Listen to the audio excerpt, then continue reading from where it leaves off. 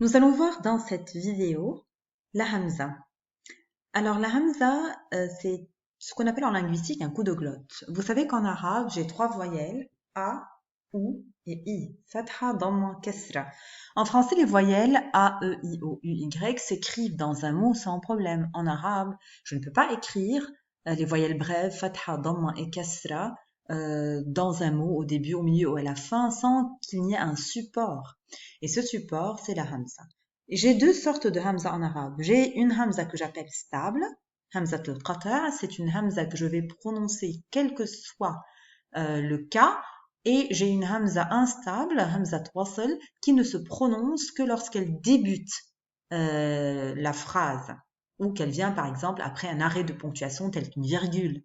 Dans tous les autres cas, dès qu'il y a quelque chose avant, que ce soit une préposition ou un mot, je l'élide à l'oral.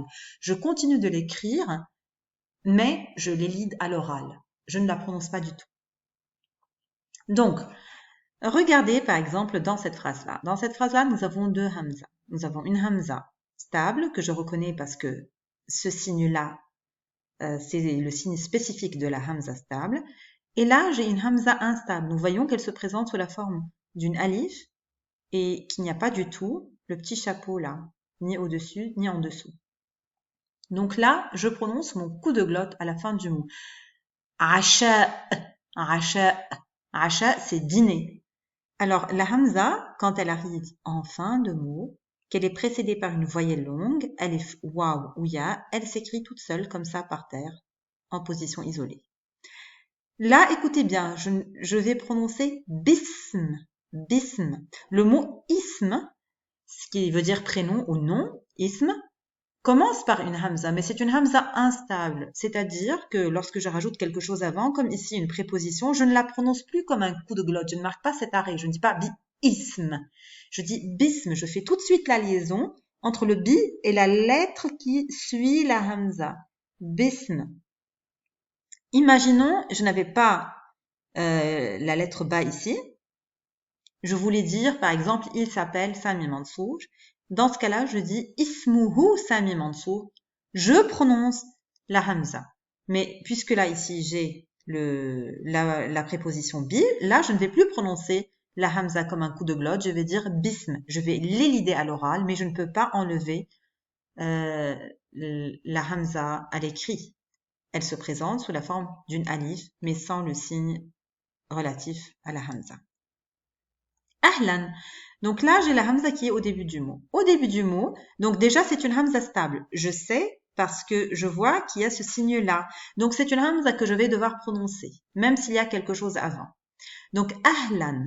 La hamza, quand elle se trouve au début du mot, qu'elle porte une fatha ou une damma, on lui met son petit signe au-dessus du alif. Elle se présente sous cette forme-là et on va lui mettre donc le signe relatif à la hamza au-dessus.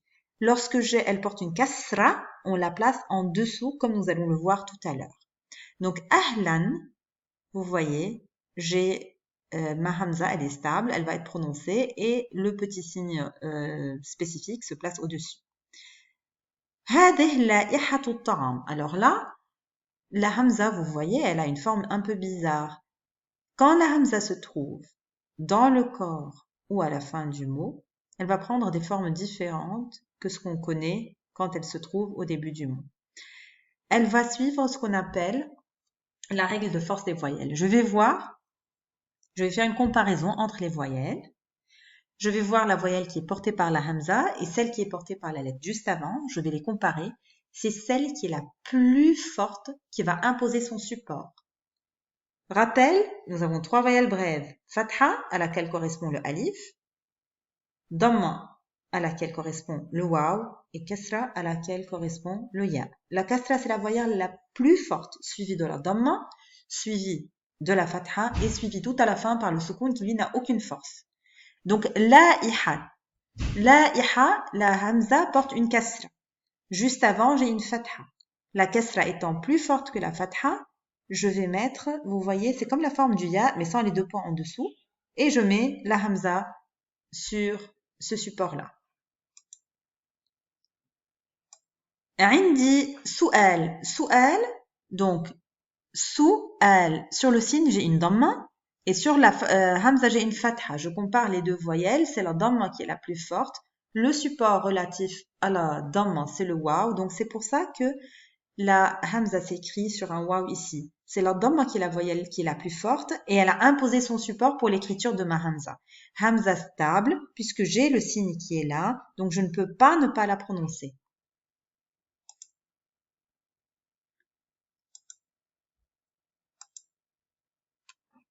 Inch'Allah. Donc, la hamza se trouve au début du mot. Donc, elle aura toujours pour support le alif. Mais comme elle est vocalisée par une kasra, donc la hamza, le chapeau, se place en dessous du alif. Inch'Allah. Donc là, la hamza, elle est tout à la fin. Elle est précédée par une voyelle longue, comme dans le mot asha. Donc c'est pour ça que la hamza se trouve toute seule. Ana muta'akkid min dhalika. Ana, la hamza est au début, elle est vocalisée par une fatha, donc on l'écrit sous cette forme-là. Muta'akkid, donc muta'akkid. J'ai a, donc hamza avec une fatha. Juste avant, j'ai la ta avec une fatha aussi. Donc ce sont deux voyelles qui ont la même force, hein. C'est la même voyelle, c'est la fatha. Donc le support relatif à la fatha, c'est le alif. C'est pour ça que ma hamza s'écrit ici sur un alif. Donc, voici la règle de graphie de la hamza. Donc, j'ai deux hamza, une stable, une instable. La hamza stable se prononce toujours. La hamza instable ne se prononce que lorsqu'elle débute la phrase. Dès qu'il y a quelque chose avant, je ne la prononce pas. Et vous savez, l'article défini elle en arabe commence par une hamza instable. C'est pour ça que je ne la prononce pas. Comme là, par exemple, nous avons vu un exemple. Donc, comme là, daf'al hisab. Si le mot al-hisab commençait la phrase, par exemple, al-hisab huna, l'addition est là. Donc, je prononce elle. Je prononce la hamza de l'article. Mais là, j'ai hal tastati'u daf'al hisab. Est-ce que tu peux payer l'addition? Donc, daf'al hisab. Vous voyez, je n'ai pas dit daf'al hisab. J'ai fait la liaison parce que la hamza de l'article, c'est bien une hamza qui est instable.